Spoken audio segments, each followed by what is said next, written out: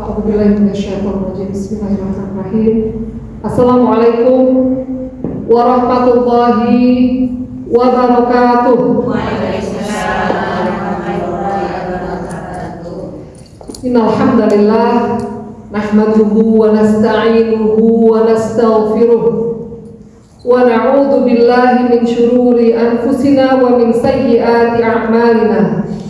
Man yahdihillahu fala mudilla lahu wa man yudlilhu fala hadiyalah. Asyhadu an la ilaha illallah wa asyhadu anna Muhammadar Rasulullah. Rabbi shrah li sadri wa yassir li amri wa hlul 'uqdatam min lisani yafqahu qawli. Apa kabar Ibu sekalian, sehat? Alhamdulillah sehat. Alhamdulillah, alamin. Segala puji bagi Allah yang dengan rahmat dan kasih sayangnya kembali mempertemukan kita di sini di kelas Sirah Sahabiyah dalam keadaan sehat walafiat. Marilah bersama-sama kita haturkan sholawat serta salam kepada kekasih kita, junjungan kita Rasulullah Sallallahu Alaihi Wasallam al-Matalul A'la, sebaik-baik contoh bagi kita.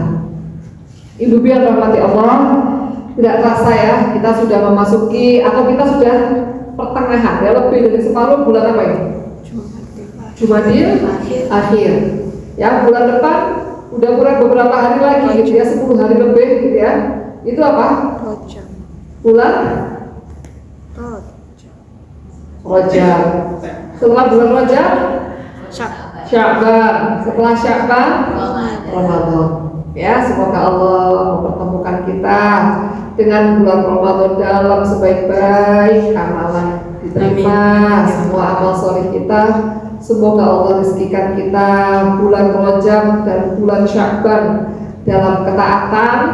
Allah sempurnakan pahalanya dengan ketaatan yang maksimal di bulan Ramadan. Hari ini kita akan membahas bunda kita, Bunda Ummu Salamah. Seharusnya Bunda Zainab bintu Khuzaimah ya. Karena saya lupa, saya pokoknya dalam pikiran saya tentang kenapa Bunda Ummu Salamah. Gitu ya. Pagi-pagi baru saya ingat, oh iya mestinya Bunda Zainab bintu Khuzaimah. Tapi saya terlanjur mempersiapkan yang Bunda Ummu Salamah. Gak apa ya Bu ya? Mestinya urutannya setelah Bunda Hafsah itu adalah Bunda Zainab bintu Khuzaimah. Nah sekarang Bunda Ummu Salamah. Bunda Ummu Salamah ini punya nama asli Hind bintu Abi Umayyah al-Makhzumiyah. Ya. Identitasnya, nama aslinya adalah Hind bintu Abu Umayyah bin Al-Mughirah bin Abdullah bin Umar bin Makhzum bin Yaqazah bin Murrah Al-Makhzumiyah. Gitu ya, jadi namanya Hind. Kalau di Indonesia ini namanya Hindun, gitu ya, Hindun, gitu ya. Nah, mestinya namanya Hind, gitu ya, panggilannya Hind, ya seperti Hind Rajab, ya, anak Palestina yang syahid digerondong 300 lebih peluru oleh Zionis, ya. Usia berapa puluh? Belum 10 tahun, ya, mungkin 9 atau 8 tahun atau di bawahnya, ya, digerondong ratusan peluru. Nah, kemudian lahirnya 24 tahun sebelum hijrah, ya, wafat tahun 61 Hijriah. Jadi beliau ini ya sebelum hijrah, ya, hijrah itu ketika usianya Rasulullah SAW 53 tahun, itu Bunda Ummu Salamah ini berusia 24 tahun. Jadi beda usianya dengan Rasulullah berapa? 29 tahun. Ya, itu di antara pendapat. Ada yang berpendapat oh enggak, bukan 24 tapi 25. Ada juga yang berpendapat 29 tahun. Tapi pendapat yang lebih sering kita dengar, yakni usia beliau saat itu adalah 24 tahun. Ya, kemudian beliau ayahnya namanya Abu Umayyah bin Mughirah al-Makhzumi. Ibunya bernama Atikah bintu Amir bin Rabi'ah bin Malik bin Juzaimah bin Alqamah bin Firas bin Ghanam bin Malik bin Kinanah. Ya, jadi ini pendapat ya. Ada yang berpendapat ibunya ini adalah Atikah bintu Abdul Muthalib, berarti sepupunya Rasulullah. Ya, ada yang berpendapat gitu. Ada yang berpendapat enggak, ibunya itu Atikah bintu Amir. Ya, berarti bukan sepupunya Rasulullah. Ini dari kabilah Bani Makhzum. Kabilah Bani Makhzum di antara kabilah yang bersaing ketat dengan Bani Hashim. Rasulullah SAW sendiri dari Bani Hashim. Ya, di antara kabilah yang bersaing ketat dengan Bani Hashim itu nanti ada Bani Umayyah, ada Bani Makhzum. Intinya sebetulnya mereka itu saling bersaing. Ya, yang lumayan ketat ini yakni Bani Hashim dengan Bani Makhzum. Di Bani Makhzum ada yang tahu siapa? Siapa? Abu Jahal. Ya, Abu Jahal ini Bani Makhzum. Ya, kemudian ada juga di situ Al-Walid bin Al-Mughirah. Berarti Khalid bin Walid juga dari Bani Makhzum. Ya, nah sedangkan ini ayahnya Hind ini ya, bunda kita ini ya, bernama Abu Umayyah bin Al-Mughirah. Ya. Nah, Khalid bin Walid radhiyallahu anhu waktu masih belum masuk Islam, itu ayahnya namanya Al-Walid bin Al-Mughirah. Jadi, ya sama-sama anaknya Al-Mughirah ini, Al-Walid dan Abu Umayyah. Berarti apa? Berarti Bunda Ummu Salamah sama Khalid bin Walid sepupuan. Paham ya? Itu. Jadi dari keluarga yang besar dan dikenal ya, keluarga Bani Makhzum itu mereka terkenal akan kesatria mereka. Ya, nanti menikah dengan suami yang pertama, ya. Suaminya yang pertama itu, nah nanti aja ya, yang suaminya kita kenalan dulu, tapi nggak apa-apa, begini aja. Ini ya. Ini karena masalah silsilah. Suaminya yang pertama itu namanya Abdullah bin Abdul Asad atau yang terkenal dengan Abu Salamah nanti ya. Kalau ini Hind ini terkenal dengan Ummu Salamah, gitu ya, Bunda Hind atau Bunda Ummu Salamah. Nah, suaminya namanya Abu Salamah. Nama aslinya siapa? Abdullah bin Abdul Asad bin Hilal bin Abdullah bin Umar bin Makhzum. Loh, sama-sama Makhzum, dari Bani Makhzum sama-sama. Ya, dan ini hubungan kekerabatan ya, lebih dekat dengan Rasulullah SAW. Abdullah bin Abdul Asad ini, yakni ibu beliau namanya adalah Barrah bintu Abdul Muthalib bin Hashim. Jadi ini adalah sepupunya Rasulullah SAW, bukan hanya sepupu tapi juga saudara susunya Rasulullah SAW. Sama-sama disusui oleh Thuwaibah, yakni budaknya Abu Lahab. Gitu ya. Jadi dekat hubungan darahnya dengan Rasulullah karena saudara susu. Ini adalah suami yang pertama. Kita kembali kepada Bunda Hind tadi ya. Beliau ini ya, ayahnya tadi siapa namanya ayahnya? Abu Umayyah bin Al-Mughirah. Ini terkenal dengan sebutan Zadur Rakib.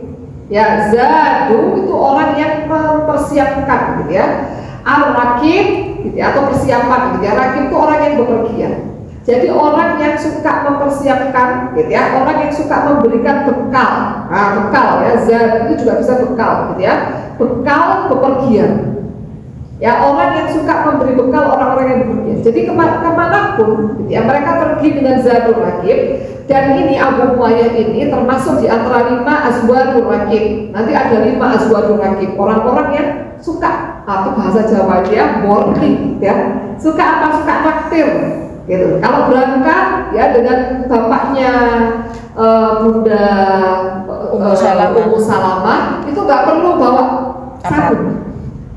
Ya, karena dalam perjalanan juga transportasi, kemudian konsumsi, akomodasi semua disiapkan. Gitu ya, terkenal dermawanannya. Ya, nah biasanya itu turun pada anak-anaknya. Udah ngelihat pendidikan kedermawanan dari ayahnya. Ya, maka beliau tumbuh menjadi seorang wanita yang dermawan dan berjiwa jernih.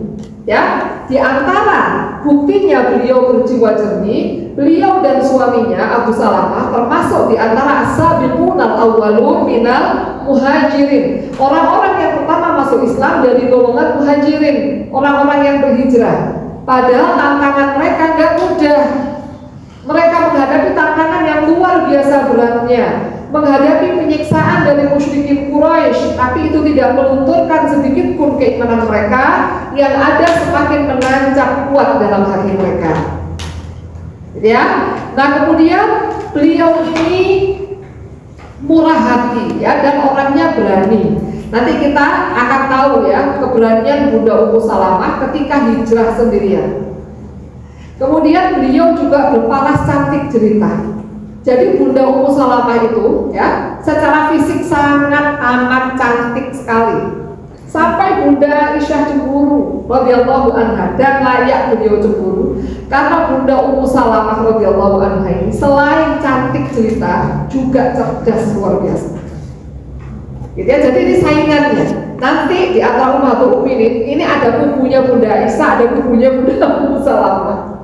Gitu ya Bu ya. Nah ini kita sikapi dengan bijak. Kita nggak bilang itu berarti gimana sih Ummahatul Mukminin kok seperti itu. Ummahatul Mukminin sama seperti kita wanita, ya wanita juga, gitu ya, yang mempunyai perasaan, gitu ya. Ya mereka juga sama, mereka ada konflik. Tapi kita lihat seperti apakah mereka bertobat setelahnya. Ya, mereka merubah ya suatu hal yang mungkin kurang baik yang belum pernah mereka lakukan, gitu ya. Mereka taubat dan mereka merubahnya menjadi ketaatan. Gitu ya.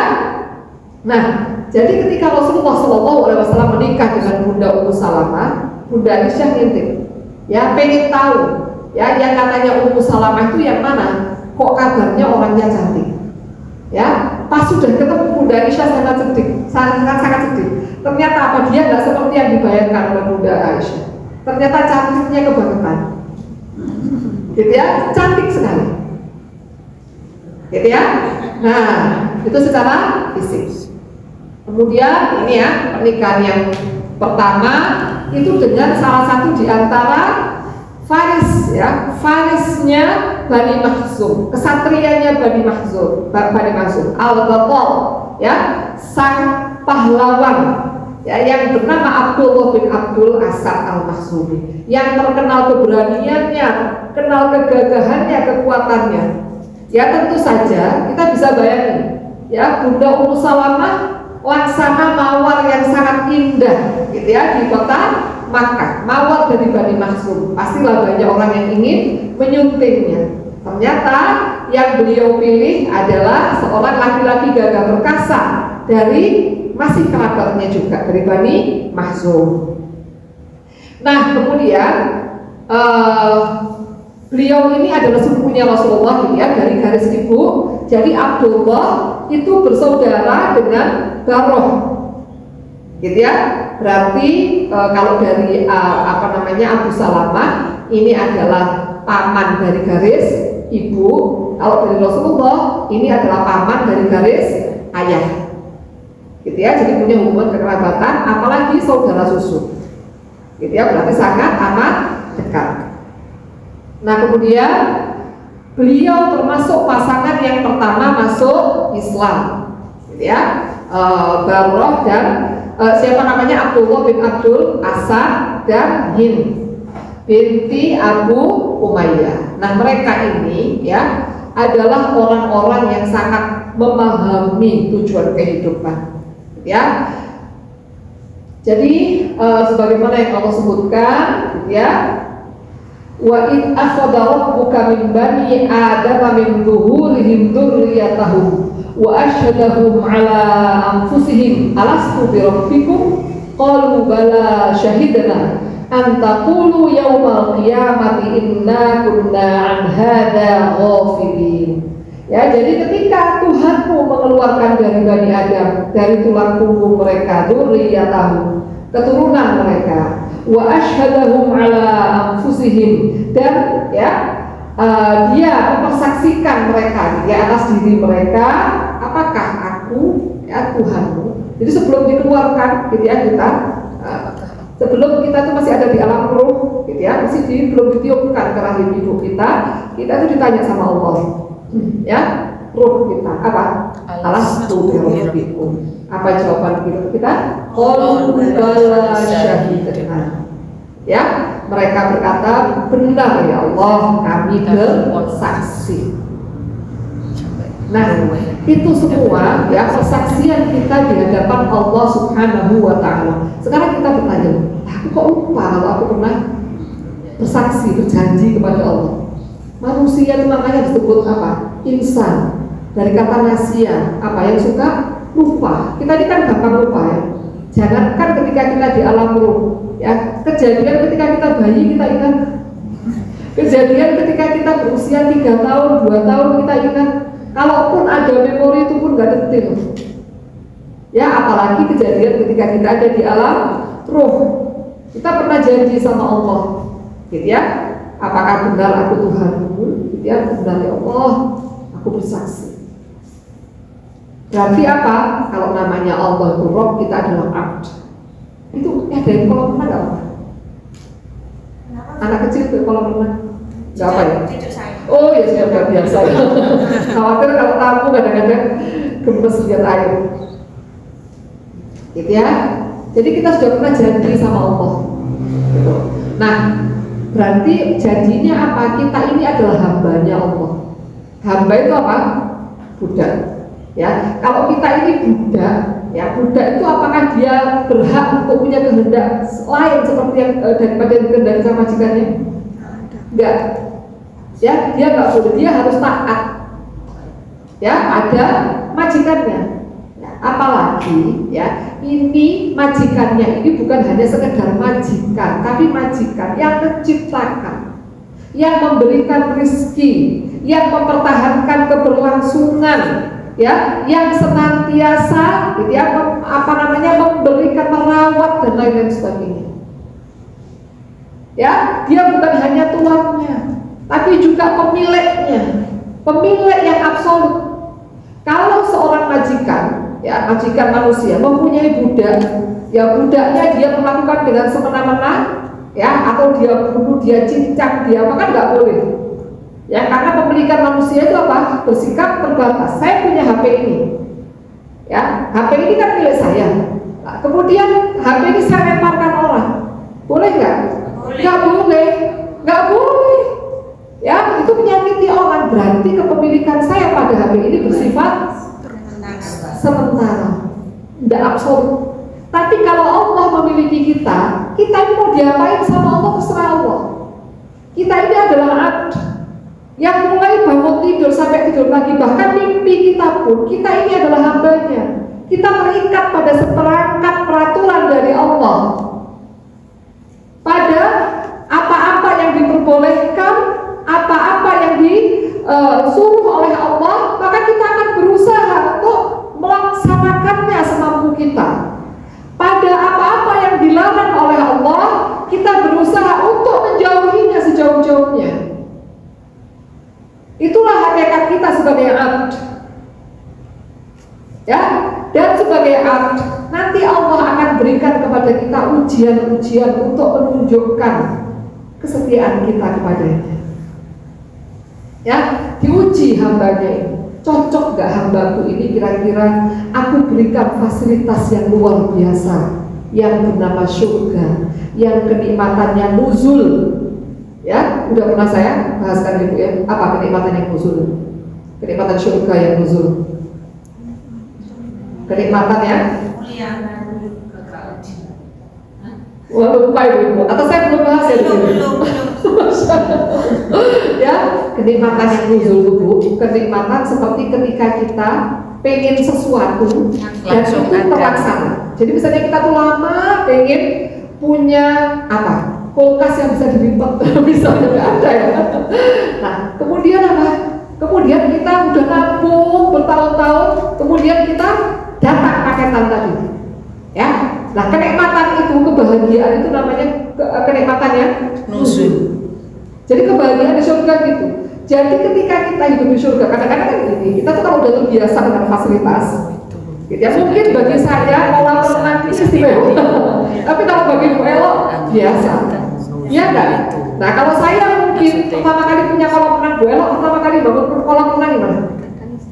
Rasanya, kan rasanya kan pertama kali, waduh semeneng gitu ya. Nah seperti itu, saya nggak tahu rasanya karena nggak punya, ya rasanya kan gitu. Nah kalau di surga kita makan buah apel aja misalnya, apel yang kita makan sekarang sama yang nanti, apakah sama sensasinya? Makanya kita nggak akan pernah bosan menikmati bersenang-senang ya dalam taman-taman surga. Orang itu kalau sudah biasa dengan fasilitas lama-lama biasa. Bu Elo lihat kolam renangnya biasa. Kita lihat yang dulu kepingin punya kulkas yang ada di rumah kita itu yang lama nggak punya ternyata punya gitu, atau punya kendaraan itu rasanya kayak pertamanya gitu. Sekarang gimana? Biasa. Tapi kalau penikmatan surga kita nggak akan bosan. Karena beda sensasinya sama seperti sensasi pertama kali menikmatinya. Gitu ya. Maka Allah bilang wa fi dzalika fal yatanafasil mutanafisun. Dan untuk hal itu selayaknya kita senantiasa berlomba-lomba. Kalau untuk dunia nggak usah berlomba. Ya, untuk dunia karena apa? Karena banyaknya itu ujian, sedikitnya juga ujian. Biasa aja. Tapi kalau untuk akhirat pantas kita perjuangkan, pantas kita berlomba-lomba. Nah ini mereka berdua ini adalah orang-orang yang memahami tujuan kehidupan, ya. Dan kemudian mereka juga diberikan ujian yang bernama cinta. Masya Allah hari ini topiknya tentang cinta-cinta. Nanti sore saya ngajar juga tentang cinta. Doakan ya, acara anak muda-muda itu ngomongin tentang cinta. Let's talk about love di Lafayette. Ibu mungkin ada putrinya yang mau ini yang nikah aja gitu ya, belum menikah. Ya kita kajian remaja putri sengaja dibuat di kafe supaya mereka senang gitu ya. Nah, dulu sekarang itu kan gitu ya bahasa. Kenapa? Di Lafayette, kafe Lafayette ya, dan ownernya alhamdulillah masya Allah ya memberikan fasilitas kepada kita, udah nggak apa-apa dipakai setiap Kamis sore. Mudah-mudahan kedepannya bisa kita program buka puasa bersama gitu ya, jadi mereka supaya ini. Jadi kan perlu ditarik seperti itu, ya nggak terasa gitu. Masya Allah. Kayak bisa hobinya kafe. Sudah ya. Nah jadi ketika kita ya sama Allah kita kan sudah diberi udah janji gitu ya, udah janji sama Allah, kita bilang ya Allah, ya aku janji loh ya Allah. Ya, nah kita berusaha gimana caranya ketika kita keluar dari muka bumi kelak ini, kita akan keluar sebagai pemenang. Ya, bukan keluar sebagai pecundang. Pecundang itu gimana? Orang yang dia itu menganggap remeh janji. Paham? Ya. Nah kemudian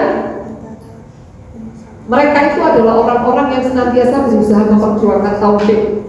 As-sabiqun al-awwalun. Orang-orang itu yang mereka itu ya sama Allah dijanjikan surga. Allah ridho kepada mereka dan mereka ridho kepada Allah. Allah mempersiapkan untuk mereka surga yang mengalir di bawahnya sungai-sungai. Mereka kekal abadi di dalamnya. Ya, mereka itu masih hidup, tapi sama Allah sudah dijanjikan surga. Kenapa? Karena luar biasa perjuangan mereka. Mereka memperjuangkan tauhid. Bagaimanakah? Mereka harus mendakwahkan diri, mendakwahkan agamanya, harus menunjukkan identitasnya sebagai seseorang yang bertauhid, padahal mereka hidup di tengah-tengah masyarakat yang musyrik. Kalau orang-orang musyrik itu ditanya, siapakah Tuhan? Ya, siapa yang menciptakan langit dan bumi? Mereka akan bilang Allah. Tapi apakah Allah cukup bagi mereka? Maka Islam itu datang memurnikan ya kemusyrikan mereka, memurnikan kesyirikan mereka. Ya, dengan apa? Qul huwallahu ahad. Katakanlah Allah itu ahad. Ya, ahad itu satu yang enggak ada duanya. Bukan wahid. Kalau wahid ada itsnin, salasa dan lain sebagainya. Tapi kalau ahad ya udah satu yang enggak ada duanya. Atau kita bilang apa? Esa. Gimana rasanya harus menafikan Tuhannya bapak-bapaknya? Ya, harus bilang ini Bani Makhzum adalah kabilah yang paling di antara kabilah yang paling getol memusuhi Islam. Mereka berdua dari Bani Makhzum. Betapa berat ujian mereka. Mereka harus bilang Allahu Ahad. Bukankah kita tahu sahabat Bilal bin Rabah radhiyallahu anhu disiksa karena bilang Ahad, karena bilang Allahu Ahad. Gitu ya. Nah, kemudian mereka tetap dalam keyakinan itu. Belum lagi ya, padahal sudah disiksa. Akhirnya orang-orang musyrikin Quraisy lama-lama melunak.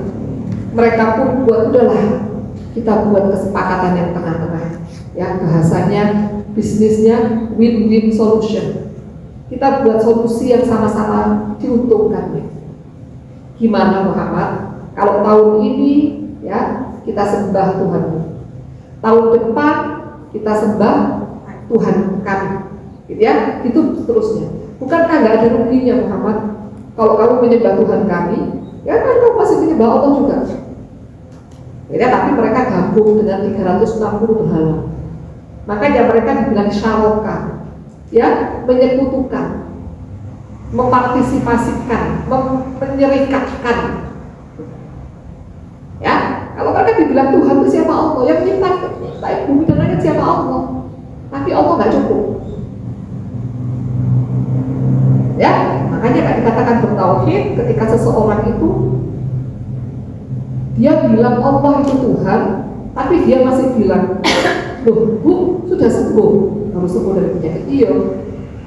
Oh, Masya Allah ya sampai sembuh ya. Iya, obatnya itu sampai paling cocok kali. Mandi Ya. Kita nggak bilang, kita nggak sebut-sebut Allah sama sekali. Seolah-olah kita kalau nggak pakai obat itu kita nggak sembuh. Nggak sembuh.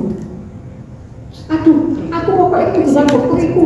Aku nggak kan dokteriku nggak cocok, aku nggak laras. Nah, itu sirik nggak? Sirik itu sih. Kita nggak sadar kadang-kadang. Ya nggak? Sehingga bisa kita ikhtiar untuk kesembuhan. Pokoknya aku duit. Mereka itu nggak laras. Yang duit siapa? Allah. Dokter hanya perantara. Makanya ketika nggak ada ini obat, berarti aku stabilkan sama Allah. Ikhtiar di tempat yang lain. Jangan pernah kita bilang, aku pokoknya gak mau obat Inggris. Kaisau, aku tuh pokoknya ikut duit, gak boleh putus cirik. Demikian juga dengan kita menganggap bantuan orang lain itu ya adalah yang bisa membantu kita, memuluskan kita dalam mencapai cita-cita. Untung kalau aku, meskipun ngomong untung lagi. Panitia, kajian itu gak kira berjalan ya kalau aku. Astagfirullahaladzim. Kadang-kadang kita anggap itu ringan kan? Kita anggap itu biasa kan? Itu, kita anggap itu biasa, itu bahasa. Loh Ustazah, saya kan gak ada maksud gitu kan? Saya ingetin supaya kita gak jatuh dalam perkataan yang syirik. Dan itu dibilang untung, yang dipuji bukan Allah tapi Mas Untung. Tidak bahaya itu. Mas Untung moro-moro, kenapa nama saya kok dilibat-libatkan? Gitu ya.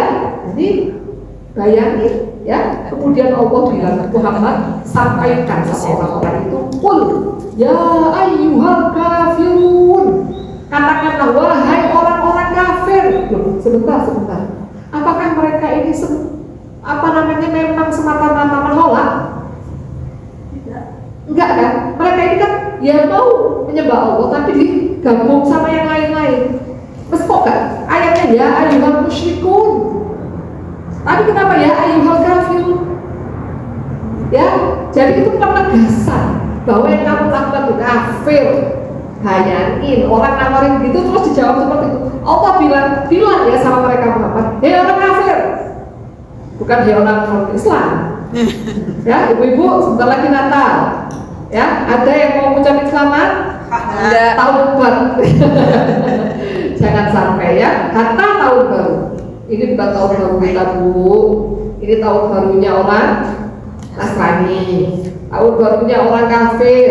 Tahun baru kita kapan? 1 Muharram.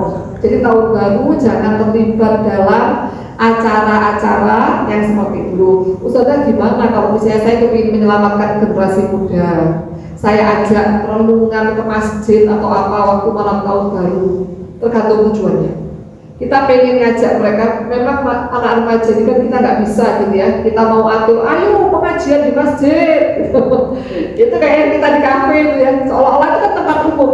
Kalau misalnya kita ajak di situ, mau pun itu nggak banyak. Ya, makanya daripada mereka pesta-pesta gak jelas di luar, kita selamatkan. Ayo kita adakan renungan akhir tahun, kita adakan apa? Tujuannya bukan untuk memperingati tahun baru, tapi apa? Menyelamatkan mereka dari fitnahnya tahun baru. Ya, tahun baru bukan tahun baru kita, tahun barunya orang kafir. Gitu ya, sebaik-baiknya kalau tahun baru sama, kalau tahun baru kita habiskan dengan malam-malam lain. Gimana kalau tetangga saya, di lingkungan saya ada bakar-bakar? Bakar rumah. Kadang-kadang ada bakar-bakar ikan, bakar-bakar apa. Saya dulu di Cimandiri gitu Bu. Ya, jadi kita datang untuk menghormati, ya kita nggak ikut nongkrong di situ. Gitu ya, ya udah datang aja, namanya juga diundang. Gitu ya. Itu syirik Tasa, bakar-bakar ikan malam. Enggak lah, cuman kalau misalnya mereka ini untuk merayakan tahun baru itu kan yang kita nggak setuju. Tujuannya. Nah kalau misalnya gini udah kita datang ke situ Karena tujuannya malam apa? libur, kumpul-kumpul, bakar. Iya, Nah, itu ya. kesempatan kita ini Bertemu. kesempatan silaturahmi. Ya kita silah, kita gabungkan, ya kita sambung rahmi, tali kasih sayang di antara kita dengan tetangga-tetangga kita. Mereka itu orang yang paling berhak ada kebaikan-kebaikan kita. Bismillah. Gitu ya, nyumbang ikan boleh Ustazah, boleh. Tujuan kita apa? Untuk misalnya menyenangkan mereka dan lain-lain sebagainya. Kita nggak ikut duduk nunggu, calm down. Gitu ya, nunggu apa? Nunggu malam tahun baru. Kadang-kadang kan gitu, sudah sampai selesai, ini terus baru mereka masuk rumah. Kita nggak ikut-ikutan. Nanti loh, kok pulang? Iya, saya ngantuk. Ya, emang ngantuk kan? Emang mau tidur? Nah, sudah, nggak ikut. Itu apa namanya menghitung mundur. Ya, sudah sampean aja. Kalau bisa kita dakwahi, alhamdulillah. Kalau nggak bisa ya sudah. Gitu ya, udah. Ini masalah yang tahun itu tadi yang kul ya ayyuhal kafirun. Kenapa kok tadi alasannya nggak pakai musyrikun tadi gimana? Ya itu perbuatannya bukan perbuatan orang musyrik aja, itu lebih parah lagi. Kamu tuh bukan hanya sekedar menyekutukan Allah, kamu itu kafir. Masa kamu nyembah Tuhan selain Allah? Itu sudah kafir. Berarti orang muslim ikut keseru di situ. Enggak, orang musyrik, enggak orang musyrik. Orang yang menyekutukan Allah, kan mereka itu bilang mereka Tuhan siapa Allah. Tapi di sekitar Ka'bah itu mereka taruh 360 berhala yang mereka sembah bersama Allah. Jadi mereka korban ke Allah, mereka juga korban ke berhala. Gitu ya, mereka ini pokoknya itu tadi mereka kasih ini ketika mereka korban, kalau mereka korban untuk berhala, mereka oleskan darahnya ke berhalanya. Terus sampai kayak gitu. Jadi Allah bilang itu bukan musyrik. Bilang ya, oh ya ayyuhal kafirun. Jadi itu lebih ditegaskan. Ditegaskan, itulah ketegasan. Makanya dua surat ini sama Rasulullah SAW seringkali dibaca berdampingan. Jadi kalau misalnya rakaat pertama misalnya sholat subuh gitu ya, Rasulullah baca Al-Kafirun, rakaat keduanya Rasulullah baca Al-Ikhlas. Kenapa? Al-Kafirun ini adalah aplikasinya Al-Ikhlas. Ketika kita bilang Allah itu ahad, kita nggak akan partisipasikan dengan Tuhan manapun, nggak ada. Ya, la a'budu ma ta'budun, aku nggak akan menyembah yang kalian sembah. Wala antum abiduna ma'aku, dan kalian bukan menyembah apa yang aku sembah. Jadi itu menunjukkan beda, sudah beda. Jangan disama-samakan, jangan digatuk-gatuk. Ya, gitu. Jadi karena selamanya nggak akan gaduh antara al-haq dengan batil, antara Islam dengan kesyirikan. Gitu ya, baik. Nah, ya jadi karena ketegasan Islam seperti itu dan mereka ini merasa pintar, orang-orang musyrikin Quraisy ini semakin menjadi-jadi ya kejahatan mereka kepada kaum muslimin. Akhirnya mereka berencana berbuat makar. Gimana kalau kita ini tertibkan anggota keluarga kita? Ya, termasuk di antara anggota keluarga yang ditertibkan itu siapa? Yakni anggota keluarga Bani Makhzum. Sudah ada 2 syuhada kaum muslimin yang dibunuh oleh Bani Makhzum. Ya, mereka ini yang paling keras penentangannya. Gitu ya, karena ada Abu Jahal di situ. Ya, Fir'aunnya umat ini, ya, orang yang suka ngajak-ngajak orang berbuat keburukan itu ada di situ, pentolannya di situ. Orang yang paling punya banyak pengaruh di lembah Mekah itulah Abu Jahal. Gitu ya, seperti preman gitu Abu Jahal. Iya memang syahidlah ya Sumayyah bintu Kabbat radhiyallahu anha dan suaminya Yasir. Ya, di bawah siksaan dia Abu Jahal. Bahkan Sumayyah radhiyallahu anha tombak sama. Gitu ya, itu harganya tauhid.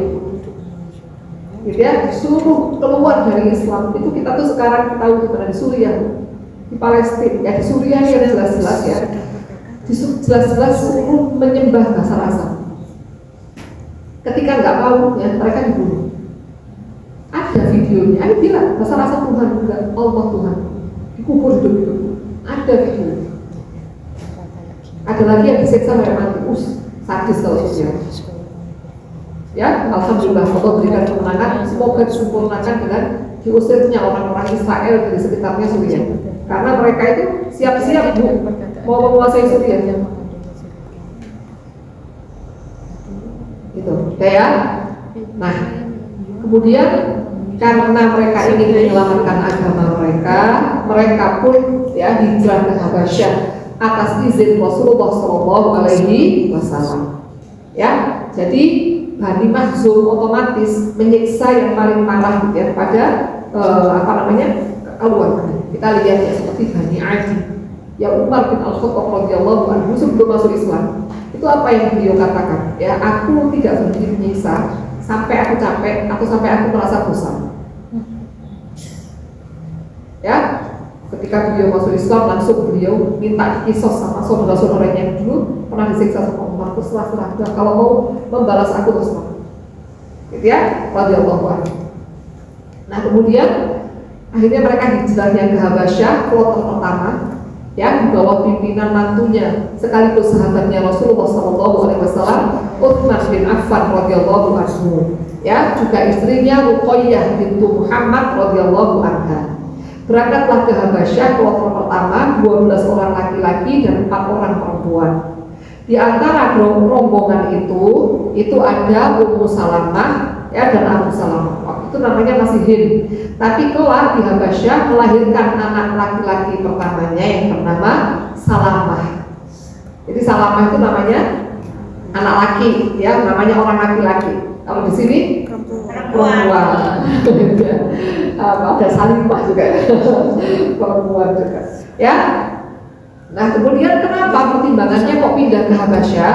Karena di situ ada seorang raja, gitu ya, yang tidak seorang pun yang didolimi di wilayahnya. Gitu ya, siapapun yang meminta suaka, siapapun yang minta pertolongan kepada raja itu gelarnya Najasyi, namanya Al-Asimah, gitu ya, atau ada yang bilang Al-Asomah. Gitu ya, semua yang minta pertolongan di situ mereka nggak akan didolimi, mereka nggak akan dikecewakan. Ya, nah kemudian mereka di situ dan mereka adalah sebaik-baik tetangga. Ya, inilah dikatakan oleh Bunda Ummu Salamah saat singgah di tanah Habasyah, kami bertetangga dengan tetangga terbaik, yaitu An-Najasyi. Ia memberi kami jaminan aman untuk menjalankan agama kami. Kami beribadah kepada Allah tanpa diganggu oleh siapapun, dan kami juga tidak mendengar apapun yang tidak kami inginkan. Itu. Nah kemudian ya mereka pun mendengar ya peristiwa sujudnya orang-orang musyrik, ya orang-orang musyrik Makkah ketika Rasulullah SAW membacakan surat An-Najm. Surat An-Najm itu kan luar biasa ya, surat yang sangat indah. Ya, kemudian di situ orang-orang musyrikin Rasulullah SAW kan itu di yang terakhir itu kan ada ayat sajadahnya, gitu ya. Rasulullah pun bersujud. Ya, orang-orang musyrikin Quraisy saking mereka kagumnya, gitu ya, dengan apa yang dibacakan oleh Rasulullah SAW, yakni Al-Quranul Karim. Ketika Rasulullah sujud, mereka semua ikut bersujud.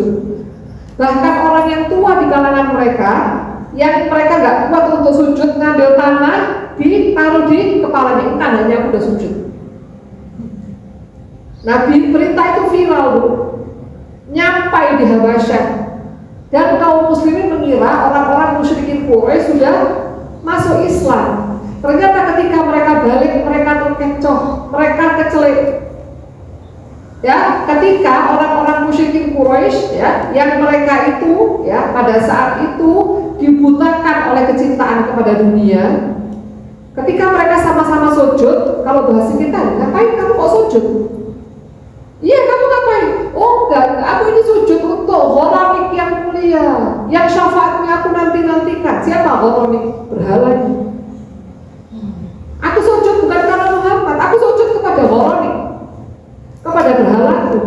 Urusannya Muhammad mau sujud kepada Tuhannya, aku kepada ini. Itu loh Bu.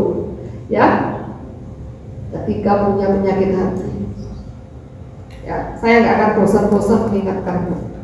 Ya, seperti saya mengingatkan kepada diri saya, hati-hati dengan hati.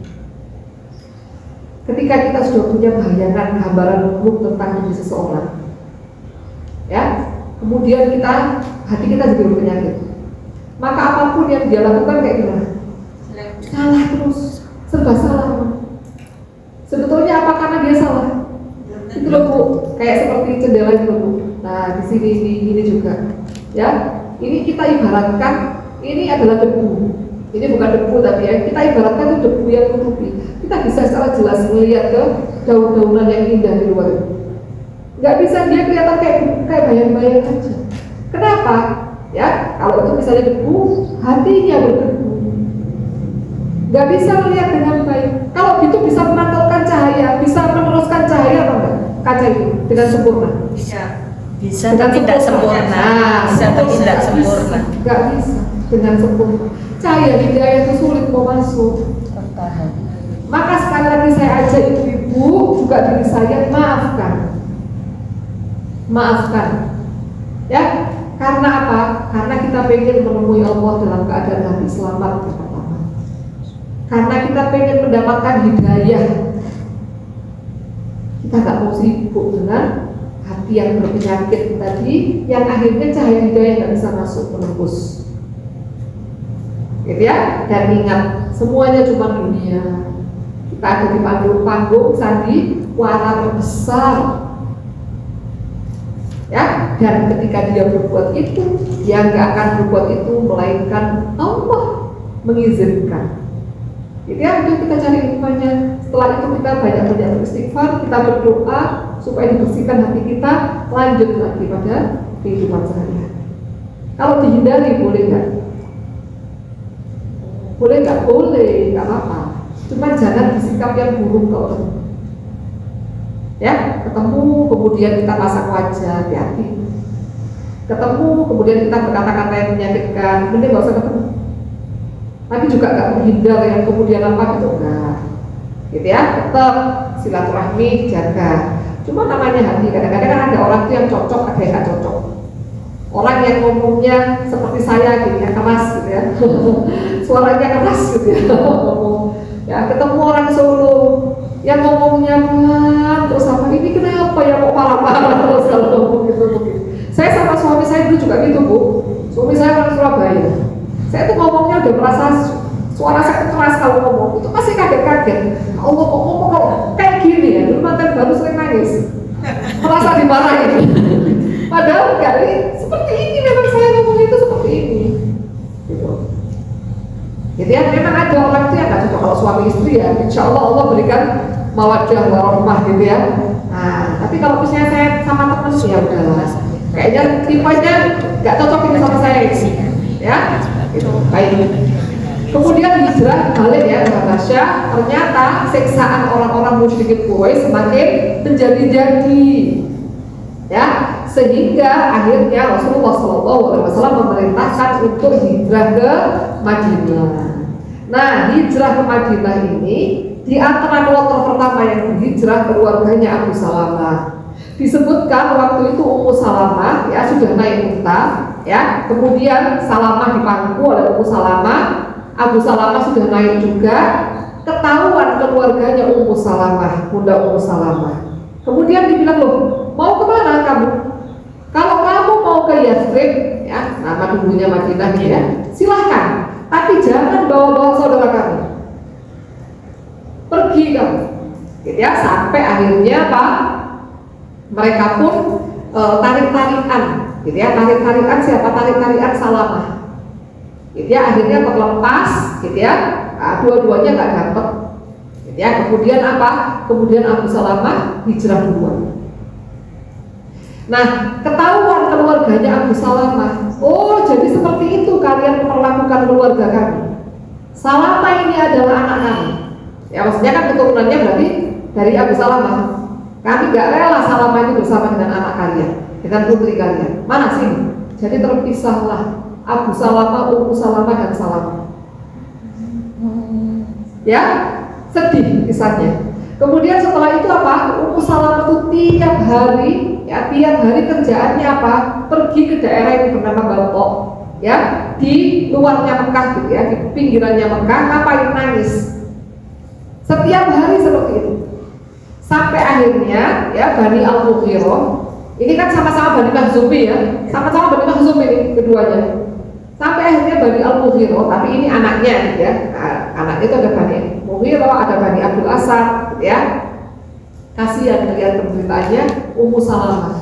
Kenapa kalian nggak membiarkan orang Malang ini menyusul suaminya? Sudah biarkan.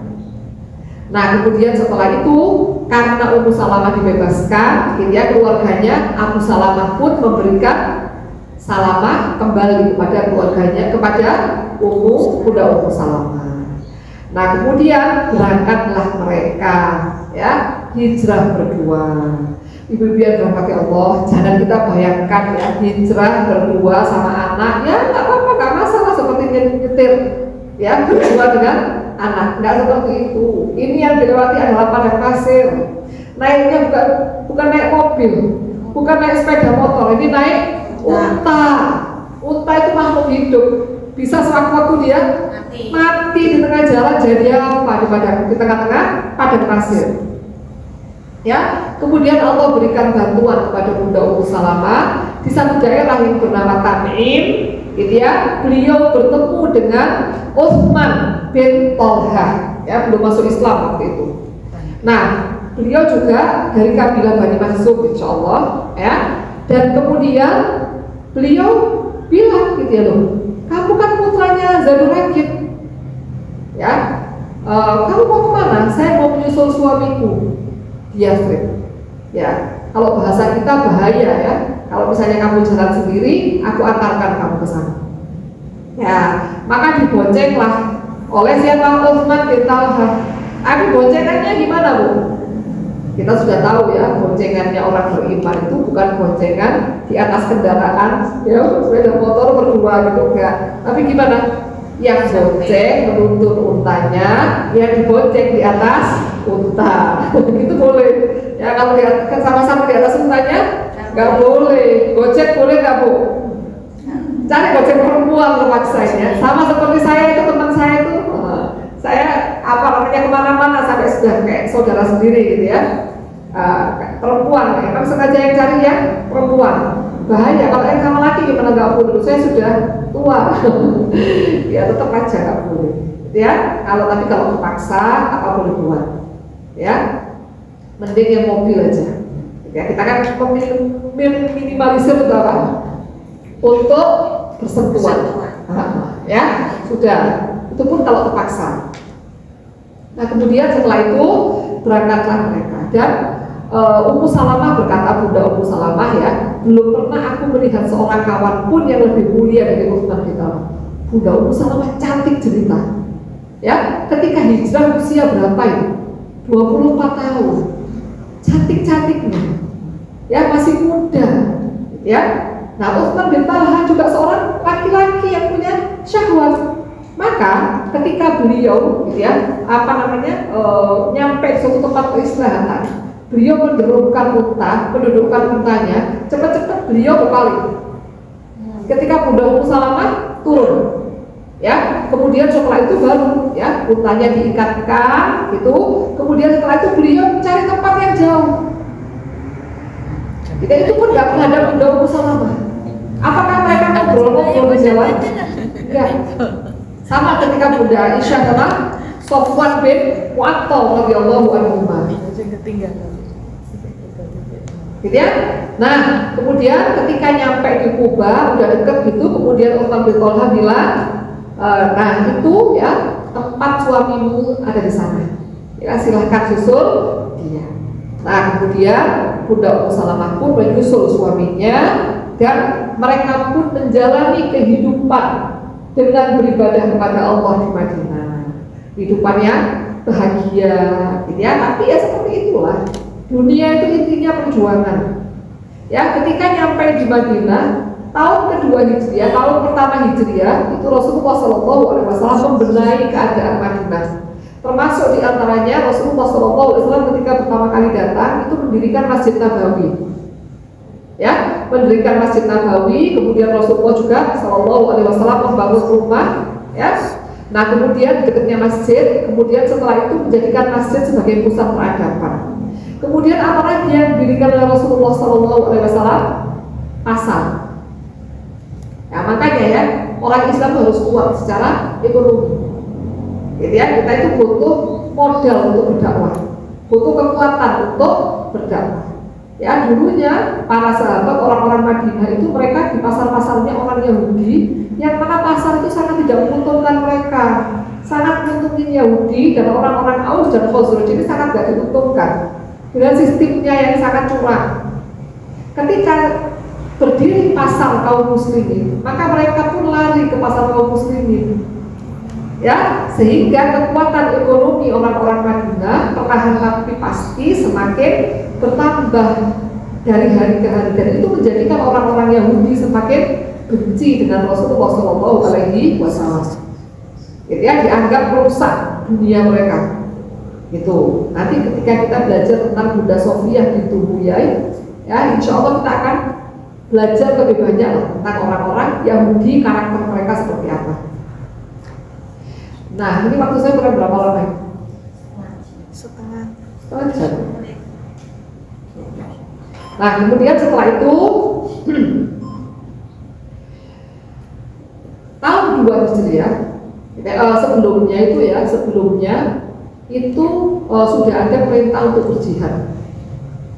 Ya, tapi mereka masih pasukan-pasukan kecil. Kenapa sih kok turun ayat untuk berjihad? Gitu ya. Awalnya itu adalah karena orang-orang musyrikin Quraisy, ya, kita itu kalau belajar sirah sahabiah, apalagi yang Ummahatul Mukminin, itu kita seolah-olah sedang belajar mengenal Rasulullah tapi dari dalam rumahnya.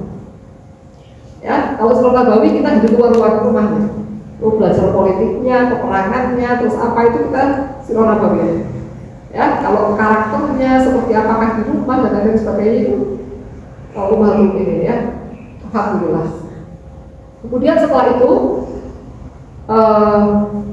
sudah mulai ada utusan-utusan. Kenapa? Oh ya, orang-orang musyrikin Quraisy itu mereka tidak tinggal diam ya dengan hartanya ya kaum muslimin yang ditinggalkan di Mekah, rumahnya yang ditinggal dijarah, mungkin di situ ada ternak yang ditinggal ya mereka ambil dan lain sebagainya. Ya, nanti itu yang penjarahan besar-besaran itu rumah keluarga Jahsy. Ketika kita membahas sirahnya Bunda Zainab bintu Jahsy, kita akan tahu ya pengorbanan mereka yang luar biasa. Tuh. Nah, kemudian setelah itu karena mereka dolim kepada hartanya kaum muslimin, maka Allah memperbolehkan mereka, ya mengizinkan mereka untuk memerangi mereka. Jadi orang-orang musyrikin Quraisy itu gini Bu ya, ini Madinah, ya, ini Makkah, ya, ini Madinah, ini Bumi Syam, gitu ya. Nah, kalau orang-orang Makkah ini mau ke Bumi Syam, mereka kan melakukan perjalanan dagang ke Bumi Syam, itu mereka harus melewati Madinah dulu. Jadi mereka itu ya menganggap, nah, ini rintangan yang luar biasa, dan Allah membuktikan ini ya, memang benar apa yang kekhawatiran mereka. Dan sudah saatnya mereka itu untuk diperangi secara fisik. Karena 13 tahun fase Makkah itu belum ada ayat-ayat tentang jihad turun. Jadi mereka hanya defensif. Ya mereka disakiti atau apa nggak boleh balas. Ya di Madinah ini mulai boleh balas. Ya, kemudian ada ya Rasulullah SAW mengirimkan pasukan-pasukan ke sini, ya, untuk apa? Untuk menjalin hubungan dengan kabilah-kabilah yang ada di sini, untuk menunjukkan bahwa ini sudah punya power, ya, daulah kaum muslimin ini, daulah Madinah, ya, juga untuk menakut-nakuti orang musyrikin Mekah. Siapa tahu mereka mau ini berubah pikiran gitu ya. Nah, kemudian juga untuk mencegah Rasulullah melakukan penyerangan gitu ya, untuk mencegah kafilah dagang Quraisy. Diambil barangnya. Ya, kenapa kok merampok? Ya, kan dirampok. Gimana sekarang mereka? Mereka bukan hanya dirampok, mereka diusir. Dulunya mereka punya mata pencaharian di Madinah, di Mekah. Ketika pindah ke Madinah mereka balik lagi, padahal mereka itu pedagang. Madinah itu petani. Gitu ya, berarti bisa dibilang para sahabat itu ke Madinah itu mereka mulai dari nol. Ya, ini ibu-ibu yang sepuh tahu rasanya memulai dari nol. Ya, ketika kita sudah nyaman ya dengan usaha yang kita lakukan, ya kemudian harus hijrah dan mulai dari nol. Apakah energinya masih sama dengan yang memulai ketika di sini? Tidak sama. Sudah berbeda, otomatis. Ya, sudah capek. Sudah usia mapan tuh sudah pengennya tidur. Pengennya tinggal tidur. Ya. Metik hasil. Membuka lahannya, udah capek membuka lahan lagi. Sudah melakukan proses membuka lahan. Ya, kemudian nanam bibit, menumbuh tingginya dan lain-lain sebagainya, menyirami, memupuk dan lain-lain sebagainya, udah capek. Waktu mengunduh mereka tuh pengennya nyantai, tapi lihat Bu para sahabat. Tahun 2 Hijriah mereka diajak perang, ya, dan itu perang Badar. Perang Badar itu terjadi di bulan Ramadan. Pertama kali syariat puasa diturunkan. Dan mereka sudah gak muda lagi. Berapa sahabat umurnya? Kayak misalnya Rasulullah ya, perang Badar itu Rasulullah SAW usianya 45 tahun. Ya, Abu Bakar berapa? Di bawahnya Rasulullah setahun 2 tahun. Umar berapa? Udah bukan anak remaja lagi. Memang ada, tapi yang penolong mereka para muhajirin ini luar biasa loh. Ya, terus mereka datang nggak bawa apa-apa, itu menunjukkan tauhid yang sudah menancap sempurna di dalam hati, bahwa yang paling penting itu adalah menyelamatkan akidah mereka, gitu ya. Nah, kemudian tahun depannya, tahun 3 Hijriah itu perang Uhud. Nah, waktu perang Uhud itu Bu, ya, banyak korban dari kalangan kaum muslimin. Nah, kalau dibilang siapa yang menang, kalau nggak salah udah pernah saya bahas ya di sini ya. Perang Uhud siapa yang menang? Siapa? Kaum musyrikin. Nah, yang kita pahami kan seringkali seperti itu. Padahal perang Uhud itu ada 3 episode. Ya, episode yang pertama, ya, jadi ketika pasukan pemanah mereka tunduk, mereka patuh kepada Rasulullah SAW. Mereka tidak boleh meninggalkan lokasi. Ya, walaupun ya kaum muslimin lagi dibantai, misalnya, mereka nggak boleh meninggalkan posisi. Tugas mereka hanya manahin dari atas. Ya, itu membuat orang-orang musyrikin Quraisy yang waktu itu mereka jumlahnya itu sangat banyak, 3.000 pasukan. Kaum muslimin cuma 700 pasukan. Ya, itu mestinya kita sudah menang waktu itu. Tapi episode kedua ketika para pemanah, para sahabat ini, radhiyallahu anhum ajma'in, mereka sempat hilang, tergoda pada ghanimah, tergoda pada dunia, melihat orang-orang musyrikin Quraisy kan kocar-kacir meninggalkan harta mereka. Coba kita tahu kan ya, mereka keadaannya seperti apa? Mereka nggak punya. Mereka apalagi kalau orang muhajirin, waduh tambah nggak bawa apa-apa. Orang Ansor, mereka juga kaya pun nggak kaya-kaya banget. Perekonomian mereka tuh hancur, dirusak sama orang-orang Yahudi.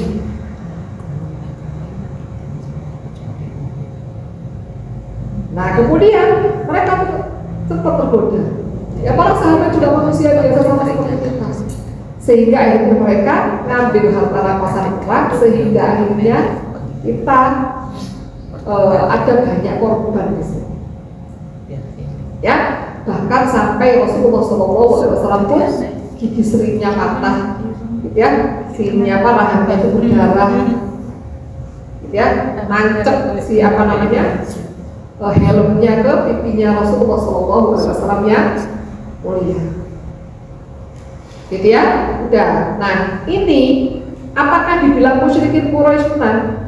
Kalau menang itu rumusnya, ya, pemenang menguasai wilayahnya orang yang dikalahkan, pasukan yang dikalahkan, dan mengambil ghanimah, mengambil harta rampasan perang.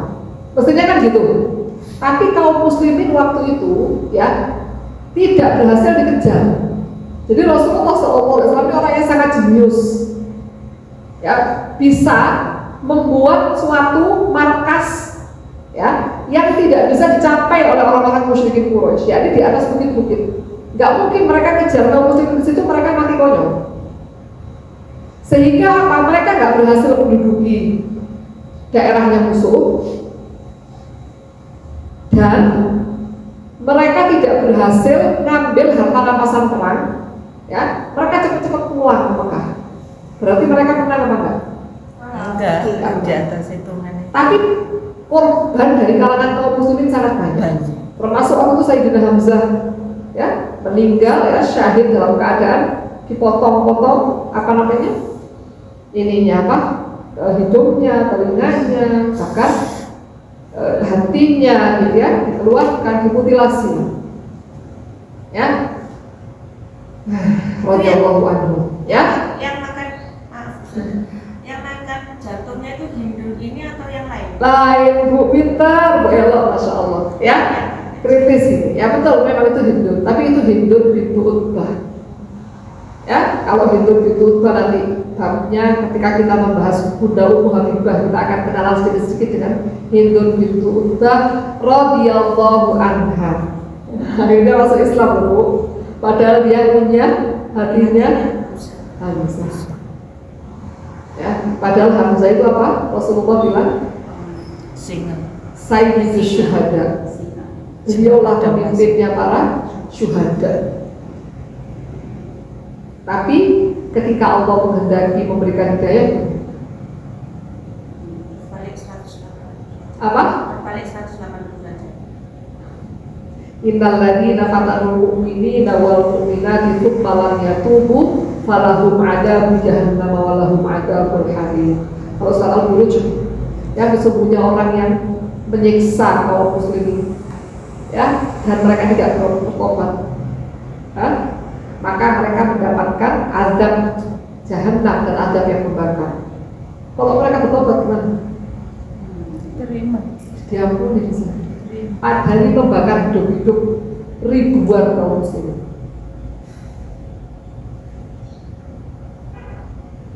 Wallahu yaf'alu ma yurid.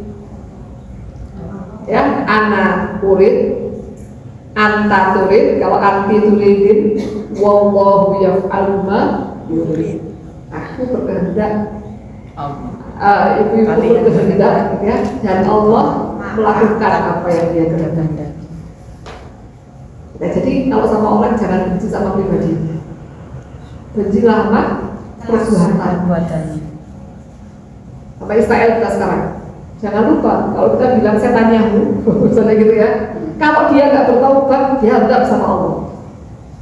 Nah, luar biasa aja, ya, basar asap, ya, minta disembah, ya, minta disembah. Ini Fir'aun betulan ya. Ya, Fir'aun tahun 2000 abad ke-20, ya. Abad ke-21 ya kita sekarang ya. Abad ke-21. Ya, makanya itu tadi ya, dan hati-hati dengan hati kita. Walaupun kita melihat orang itu maksiat dengan mata kepala kita, jangan kemudian kita berikan label, udah gak bisa. Wes, aku sudah tahu sudah. Kamu nggak tahu ya apa yang aku saksikan. Terus kita gitu. Aku menyaksikan diri dia seperti itu. Siapa tahu dia udah bertobat.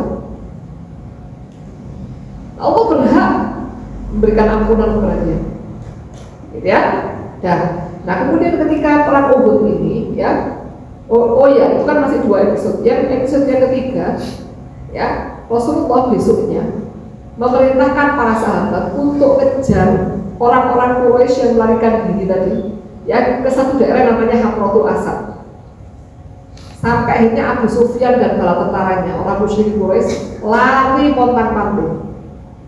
Ini yang kejar, orang yang barusan pulang dari perang, ya mungkin ya saya ya tangannya wilawil, ya mungkin yang dadanya itu ada bekasnya sakitan pedang, mungkin punggungnya ada bekasnya tombak dan lain-lain sebagainya yang membawa luka masing-masing. Itu ajak sama Rasulullah untuk kejar. Termasuk diantaranya Abu Salamah yang tangannya kena panah. Ya, kemudian setelah itu dirawatlah oleh Bunda Ummu Salamah dengan penuh cinta kasih dan sembuh.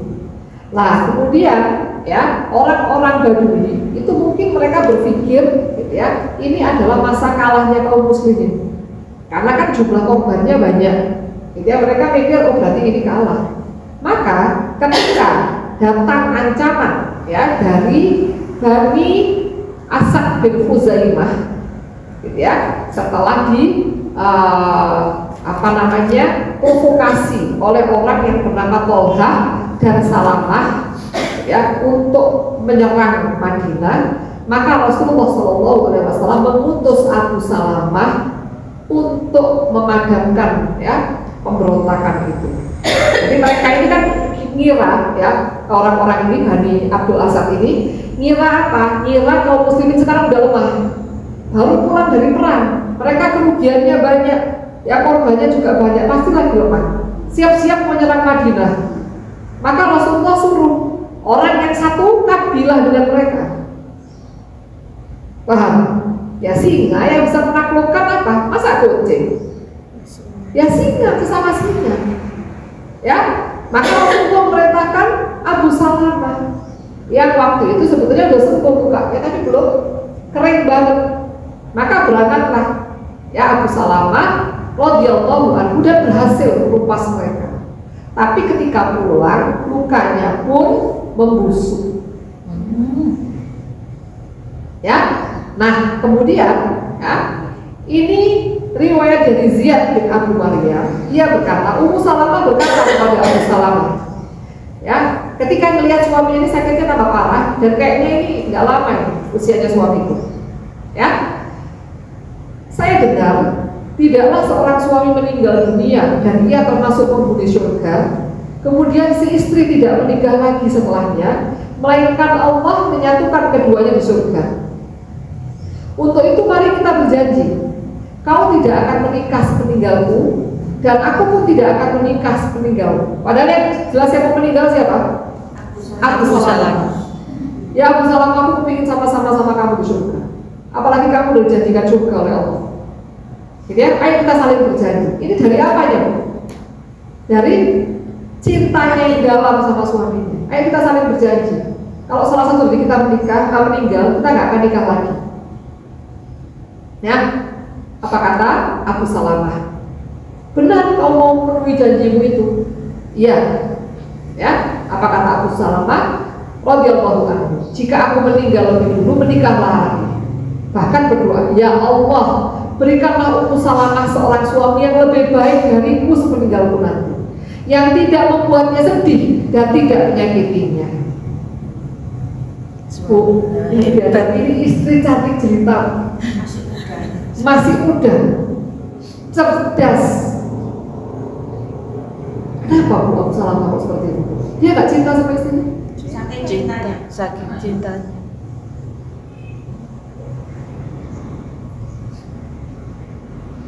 Jawabannya mencintai Allah di atas kecintaan kepada makhluk. Ya, Allah berfirman, "Afara'aita man ittakhadha ilahahu hawahu."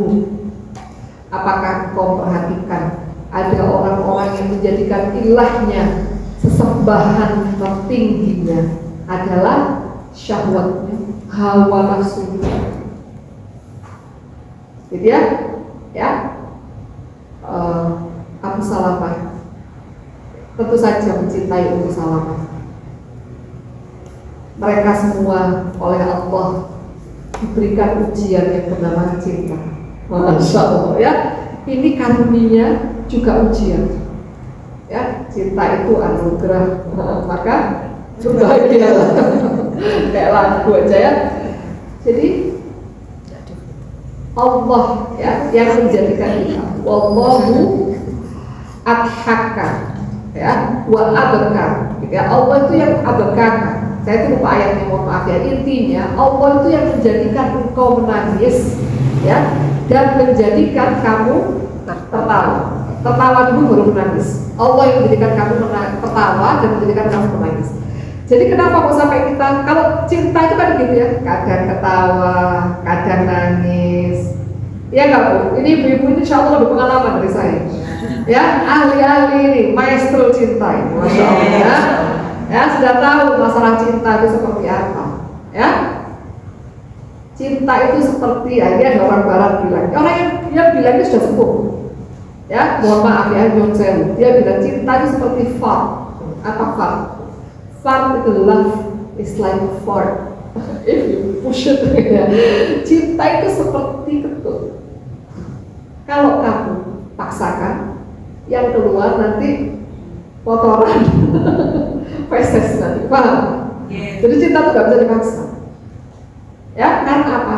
Itu pemberian dari Allah, tapi juga ujian. Seperti apakah ketika kita sama Allah diberikan anugerah dan ujian yang bernama cinta? Masih tetapkah cinta kita kepada Allah? Masih tetapkah penghambaan kita kepada Allah? Atau kita menghambakan diri kepada yang selainnya? Ya ini, ya, Abu Salamah dan Ummu Salamah radhiyallahu anhuma telah berhasil membuktikan bahwa mereka lolos dengan ujian yang bernama cinta. Kalau dibilang mereka cinta, saling mencintai, iya, mereka saling mencintai. Dan istri seperti Bunda Ummu Salamah itu yang sangat gak cocok untuk gak dicintai, karena dia sangat sempurna, sudah cantik, pinter, anaknya orang kaya, dermawan, lemah lembut, bijaksana. Kurang apa Bunda Ummu Salamah? Subur, gak ada kekurangannya. Gitu ya, tapi ya tentu saja Abu Salamah paham, gitu ya, mana cinta yang harus dibangunkan. Maka Bunda Ummu Salamah bertanya-tanya ketika Abu Salamah berdoa, ya Allah, gitu ya, karuniakanlah kepada Ummu Salamah suami yang lebih baik daripadanya, yang membahagiakannya dan tidak membuatnya sedih. Ya, Bunda Ummu Salamah bertanya, siapa yang bisa seperti itu? Gak ada jawabannya. Sesempurna dirimu hai suami, kecuali tentu saja Rasulullah Sallallahu Alaihi Wasallam. Ini ya. Kemudian ini ya, ada syirik dalam cinta. Wa minan nasi mayyattakhidhu min dunillahi andada. Ya, dan dari manusia ada yang menjadikan selain Allah itu sebagai tandingan. Yuhibbunahum kahubbillah. Mereka mencintai orang-orang itu seperti mereka mencintai Allah. Walladzina amanu asyaddu hubban lillah. Ya, padahal orang-orang yang beriman cintanya sangat luar biasa kepada Allah. Ya, jadi kecintaan kita kepada makhluk itu harus didasarkan karena kecintaan kita kepada Allah. Kenapa kok mencintai suami? Kenapa kok mencintai anak? Kenapa kok mencintai cucu? Kenapa kok mencintai saudara, teman dan lain sebagainya? Karena Allah. Jangan menduakan Allah dengan yang lainnya. Gitu ya. Nah, kemudian ketika Abu Salamah wafat, Rasulullah SAW takziah. Dan di situ didapatin Abu Salamah itu matanya pun melihat ke atas gitu. Nah, kemudian ditutup oleh Rasulullah SAW dan beliau bersabda bahwa sesungguhnya ruh itu mengikuti mata itu mengikuti ruhnya, mengikuti ruh. Kemudian ditutup. Kemudian Bunda Ummu Salamah tanya kepada Rasulullah SAW, Ya Rasulullah, apa yang harus aku katakan pada musibahku ini? Ya, diajarkan satu doa oleh Rasulullah SAW. Apa? Allahumma ajirni fi musibati wa khlufli khairan minha. Ya Allah, ajirni fi musibati, berilah aku ganjaran pada musibahku, wa khlufli khairan minhu, dan berilah pengganti aku yang lebih baik minha darinya. Dan Bunda Ummu Salamah baca doa itu, tapi tetap siapa yang lebih baik daripada Abu Salamah? Waktu itu dalam keadaan Bunda Ummu Salamah itu nyusuin anaknya. Ya, waktu meninggal, jadi masih kecil anaknya. Ada beberapa anak lagi, Zainab, kemudian siapa, ada 3 anak insya Allah. Gitu ya. Kemudian setelah itu selesai ya iddahnya, dipinanglah Bunda Ummu Salamah oleh sahabat Abu Bakar. Ya, Bunda Ummu Salamah menganggap Sayyidina Abu Bakar gak sebaik suaminya. Ditolak. Dilamar juga oleh sahabat Umar, ditolak juga. Kemudian Rasulullah SAW menyampaikan gimananya, gitu ya. Nah sekarang siapa yang lebih baik Abu Bakar? Ada? Ya ada ya Rasulullah lah. Ya, kemudian disampaikan pinangannya melalui seseorang. Setelah beliau idah ya, selesai idahnya, apa kata Bunda Ummu Salamah? Selamat datang wahai Rasulullah, sampaikan kepada Rasulullah, aku ini wanita pencemburu, aku punya banyak anak dan tak seorang pun di antara waliku yang hadir. Gitu ya. Maka Rasulullah SAW menjawab terkait kata-katamu, aku ini punya banyak anak, aku ini wanita pencemburu, ya. Maka aku akan berdoa agar Allah menghilangkan cemburu. Bunda Ummu Salamah ini orang yang berakal, berpikir ini di rumahnya sudah ada beberapa orang istri, aku ini pencemburu. Ya, dan khawatir nanti kejadian, kata Rasulullah, aku akan berdoa supaya dihilangkan kecemburuan. Kemudian aku punya banyak anak, ya. Allah akan mencukupi keperluan anak-anak. Ya. Kemudian tentang wali nikah, mereka semua pasti menerimaku dengan senang hati. Ya. Maka kemudian Bunda Ummu Salamah berkata, wahai Umar, nikahkanlah Rasulullah SAW denganku. Umar ini yang dimaksudkan adalah Umar putranya. Ya, maka dinikahkanlah dengan Bunda Ummu Salamah. Gitu ya. Apa maharnya? Seperti biasa 400 dirham. Apa furniture?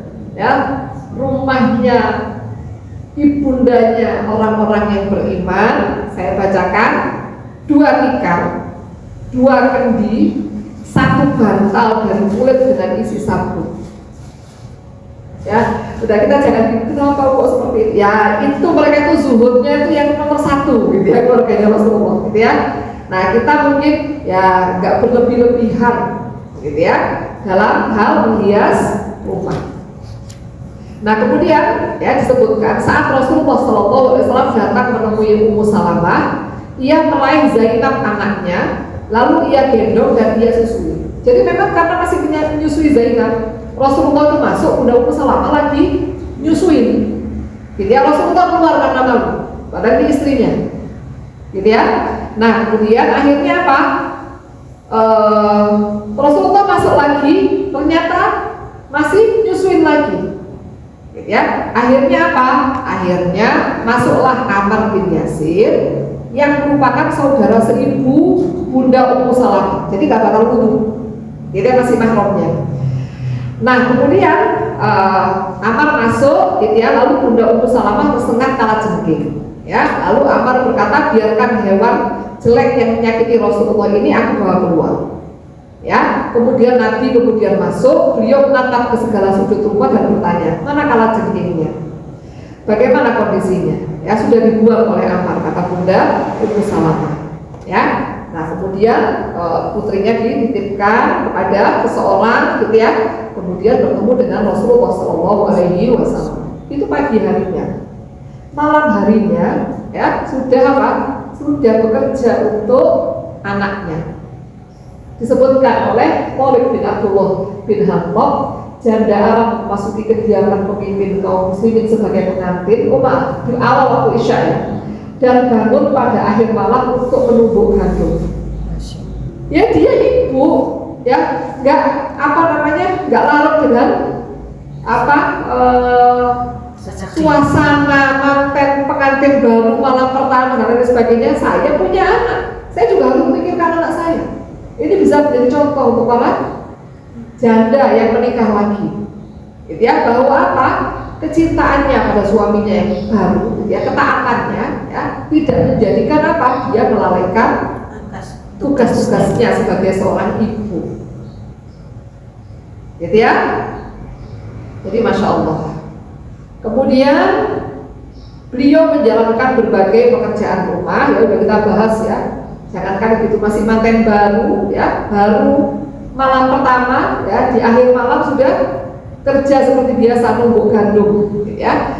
Maka kemudian beliau juga mengatur segala sesuatu dengan sebaik-baiknya, gitu ya. Beliau berusaha untuk membahagiakan anak dan suaminya sekaligus. Nah, kemudian beliau juga meriwayatkan tentang hadis tidur bersama Rasulullah SAW saat haid. Ya, boleh. Kalau orang zaman dulu kan mereka takut, gitu ya. Bunda Ummu Salamah itu, bukan ini ya, itu yang bunda kita yang lain, Bunda Maimunah, meriwayatkan, gitu ya. Mereka itu ada yang berpikir kalau nggak boleh tidur dengan istrinya ketika haid, walaupun nggak ngapa-ngapain, ya mereka khawatir ini. Nah, Rasulullah SAW yang memberikan contoh. Ternyata nggak apa-apa, nah, gitu ya, mencium pun nggak apa-apa. Ya, yang nggak boleh adalah sampai ataupun misalnya ada sentuhan-sentuhan, gimana itu nggak masalah, asal bukan yang di situ. Paham ya ibu ya maksud saya?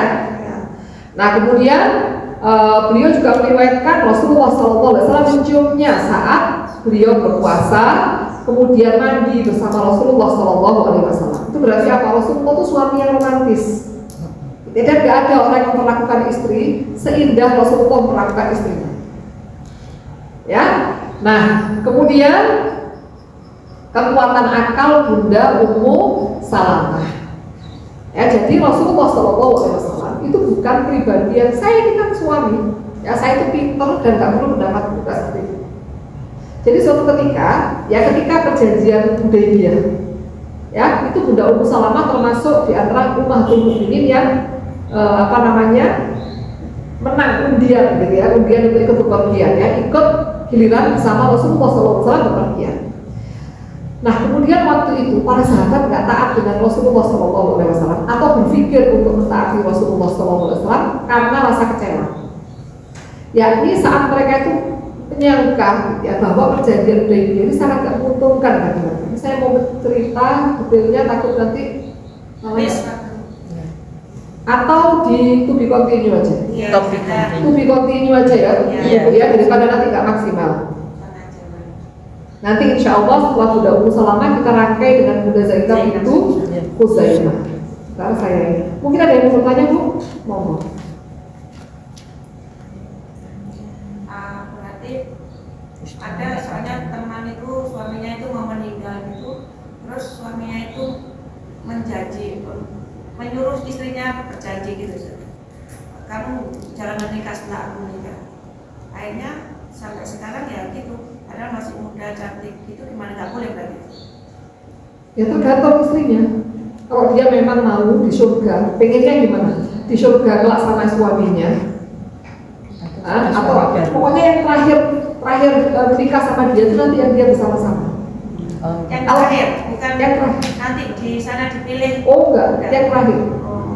Makanya Ummahatul Mukminin itu selepasnya Rasulullah nggak boleh nikah lagi.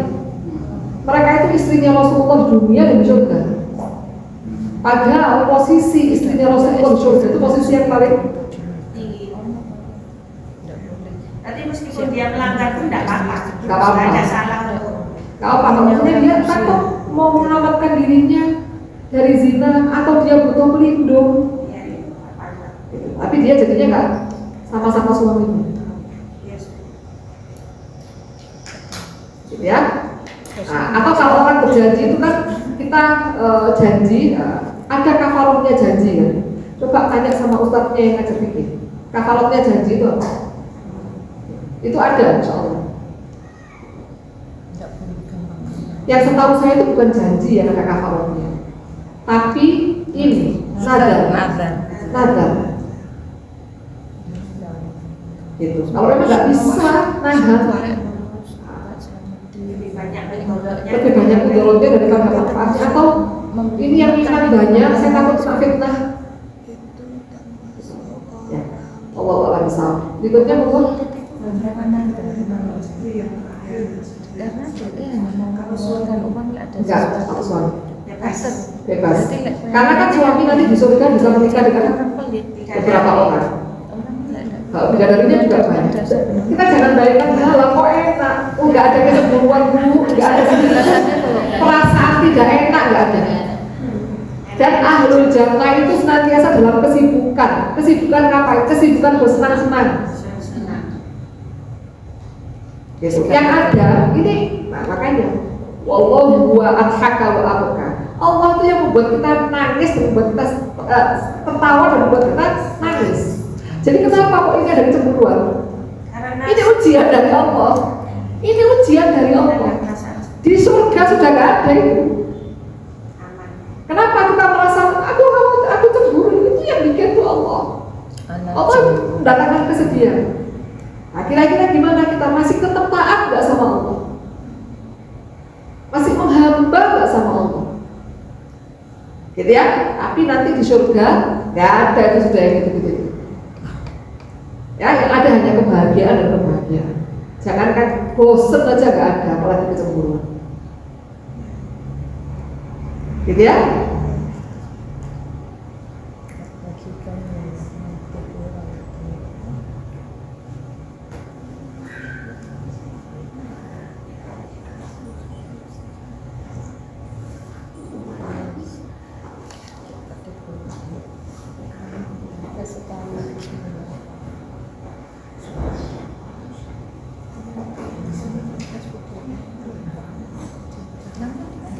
Ya, sambung.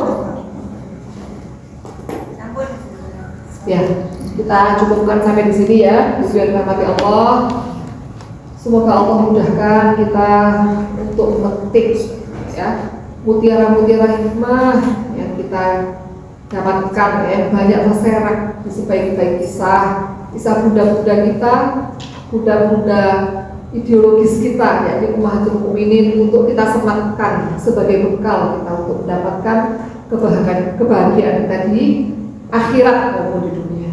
Kita akhiri dengan istighfar, doa kafaratul majlis. Astaghfirullahaladzim, astaghfirullahaladzim, astaghfirullahaladzim. Subhanakallahumma wa bihamdika, asyhadu an la ilaha illa anta, astaghfiruka wa atubu ilaik. Barakallahu fiikum jami'an. Terima kasih atas perhatiannya. Mohon maaf kalau ada kesalahan. Yang benar datangnya hanya dari Allah. Assalamualaikum warahmatullahi wabarakatuh.